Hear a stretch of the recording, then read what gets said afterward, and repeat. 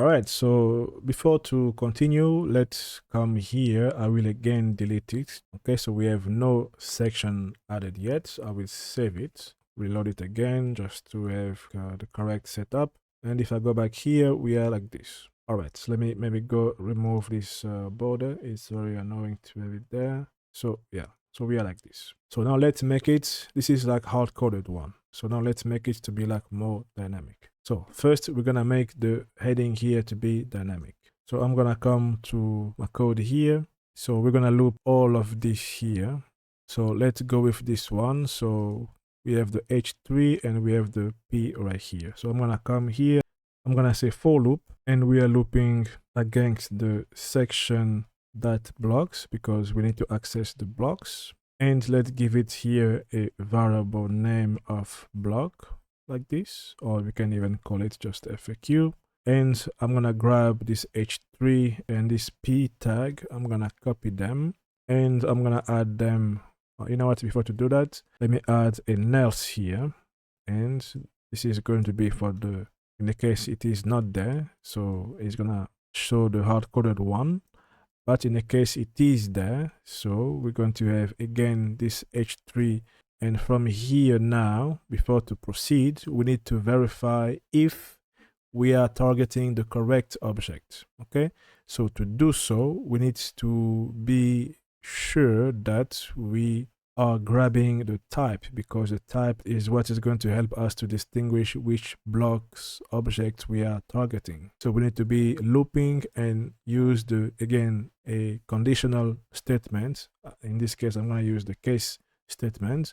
So we're going to check when the type is equal to something. In our case, we are working with the heading and description. So we want to use the type is equal to heading to show the heading settings and so on.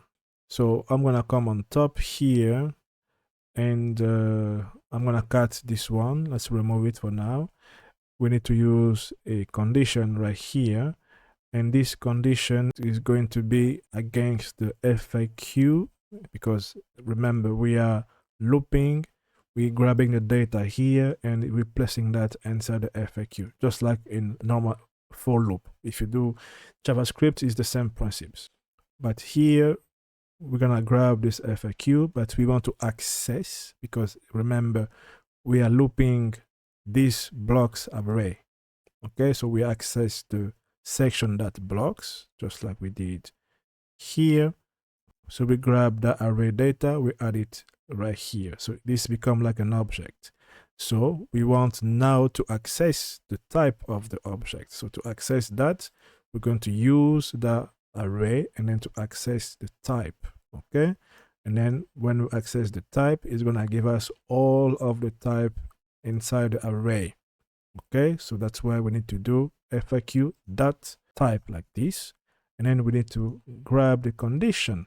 So we want to know, is the type is equal to heading, is it equal to description, is it equal to question and response. Okay, so we need to know which one it is exactly.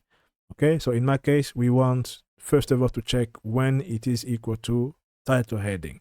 So I will come and I will grab the heading here, and the condition is going to be when, like if, okay, is equal to when FAQ.type is equal to heading, then we are dealing with the H3.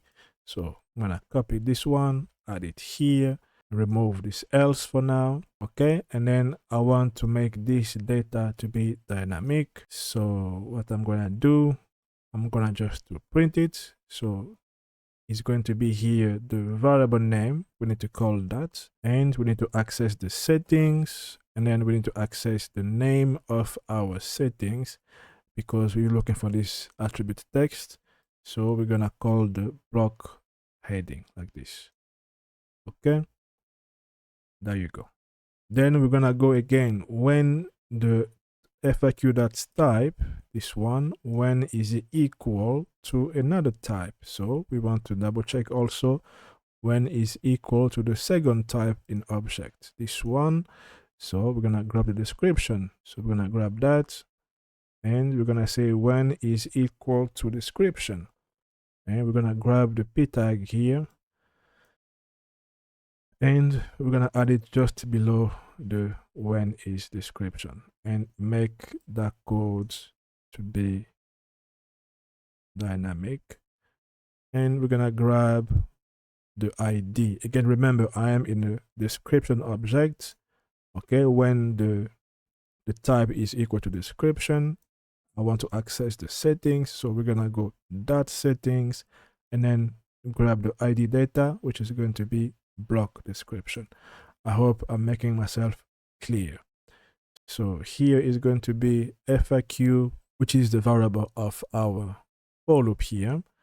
And we access the settings, just like I said earlier, and then the name, the data of our ID, which is block description.